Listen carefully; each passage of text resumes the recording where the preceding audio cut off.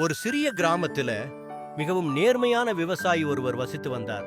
அவர் தனது நிலத்தில் கடுமையாக உழைத்து நல்ல விளைச்சல் பெற்று மகிழ்வாக வாழ்ந்து வந்தார். ஒரு நாள் அவர் வயலில் வேலை செய்து கொண்டிருந்த போது திடீரென்று ஒரு கழுதை தவறி விழுந்து அவருடைய காலில் விழுந்துட்டு கழுதையின் கால் உடைந்து போனது. விவசாயி மிகவும் வருத்தப்பட்டார். அவர் தனது காலையும் காயப்படுத்திக் கொண்டார். அந்த நாளிலிருந்து விவசாயி வயலுக்கு செல்ல முடியாமல் போனது. அவரது மகன் அவரது இடத்தில் வேலை செய்யத் தொடங்கினான். மகன் வேலை செய்யும் போது அருகில் உள்ள காட்டில் ராஜா வேட்டையாட வந்தார்.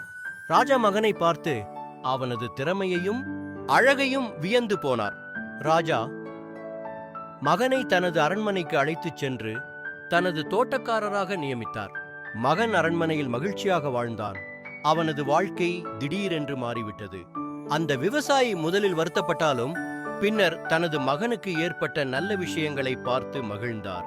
அவர் உணர்ந்தார் எல்லாம் நன்மைக்கே என்று.